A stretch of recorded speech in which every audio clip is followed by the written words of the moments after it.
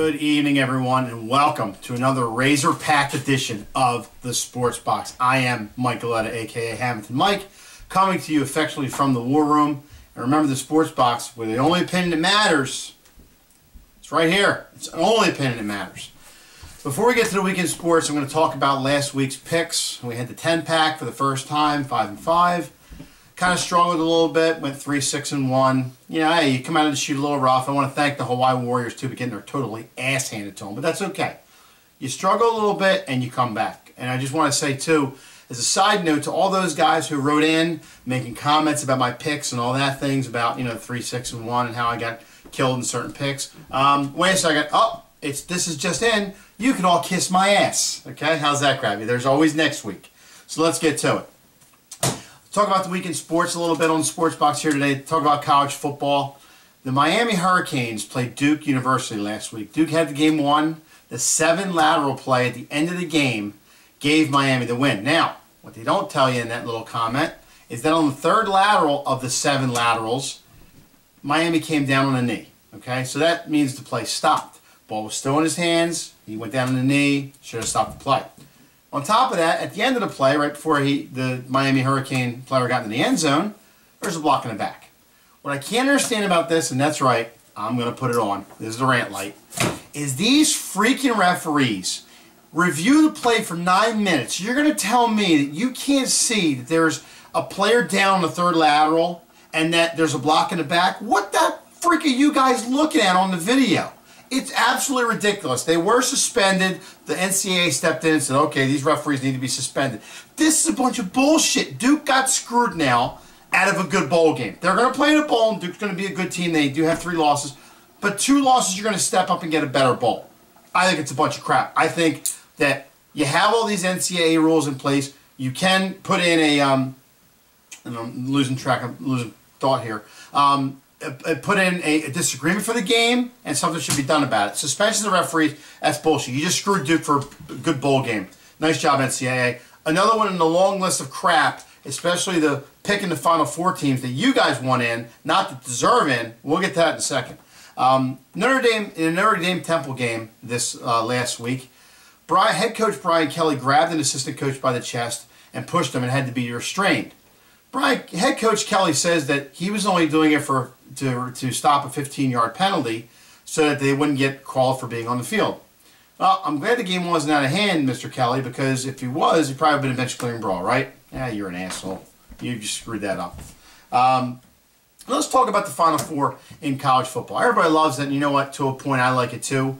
I don't like a lot of bowls. I know they'll never go away because bowls are going to make money and all. But when the NCAA has to have a committee step in and pick their teams, I just think it's outlandish. And they're only going to put those teams in that they want in there, okay? To all the Alabama fans out there, I know you're going to dislike me here, but how does Alabama jump up from number 7 to the number 4 spot in the college playoff pool right now? Don't get me wrong, Alabama does have 1 loss. They've been playing phenomenal, okay? Phenomenal. Clemson, LSU, it's losing track of thought, third team right now. And, Ohio State. And then you put Alabama in there, okay? How about you're going to screw TCU again? How about Stanford? Maybe Iowa? And, what about Michigan State? A lot of these teams in there deserve to be in, and I know they say strength of schedule, but it's not the team's fault that they play their own conference and their conference is down from playing college football. Look at Notre Dame, for example. Perfect example of Notre Dame. Notre Dame, I believe, is number 5. Okay? Notre Dame won't join a conference. They've been trying to get them to join a conference for years. They will not join. They'll just float. So you're going to tell me because Notre Dame floats and doesn't play in an actual conference, that it's okay to put them 5 in front of Stanford, Iowa, Michigan State, and TCU. Okay. Makes a lot of sense. We're not going to go any further with that. Right in, you want to talk about it a little bit more, I have no problem discussing that because I think it's a bunch of horse shit how they pick those teams. But that's another issue. Moving along, let's go back to the NFL. Detroit went over to London this week to play the Kansas City Chiefs and just got their asses handed to them. Okay? The week before, they got rid of their offensive coordinator. I don't think it's an offensive coordinator when you play Chicago in the last 30 seconds of the game and let Chicago walk 4 plays down the field to kick a field goal to take you to overtime. Granted, Detroit won the game, but I don't think Coach Lombardi, the offensive coordinator at the time, I don't think it was his fault the defense let it up. And I don't think it was the offensive coordinator's job again this week to allow 38 points. Oh, I'm sorry, 45 to a Kansas City team who barely scores touchdowns to wide receivers. You got to get rid of Caldwell. This is a joke how Detroit has fallen from grace. They've stopped playing for him. Get rid of this guy, for crying out loud, will you? Stop firing coordinators. Stop playing scapegoat. Get rid of him. Okay? How you like that? In a New York Giants game, a record was set from passes from an NFL team. It was 13 total touchdowns, 7 by Drew Brees, who threw for 511 yards, and Eli Manning, who threw for 6 touchdowns and 410 yards.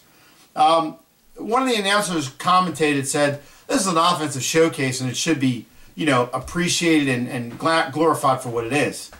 Personally, I think it's a pretty shitty defense myself. How do you allow 13 deep touchdowns in a game? Where the hell are the secondaries? What do you got, preschoolers playing in the secondary? That's a travesty. That's an absolute joke. And finally this week on Thursday Night Football, Cleveland is going to play Cincinnati. Johnny Manziel was named the starter after Josh McCown came down with a concussion from last week and has not cleared the protocol. So Johnny Manziel will play. Now, let's look at the line. You think Johnny Manziel has a chance in this game, or do you think they're a little bit better with Johnny Manziel? It opened up at 10.5. With the announcing of Johnny Manziel, in one day the line went to 13.5, and it's not even game time yet. Well, Johnny, good luck against Cincinnati. I think you're going to get a run for your life, and just remember, the secondary and the linebackers have a little bit more speed than college football nowadays. And make sure when you do not get in the end zone, you get tackled, I want to see another tackler stand up over top of you and give you one of these. Because you suck, Johnny. You shouldn't even be in the league.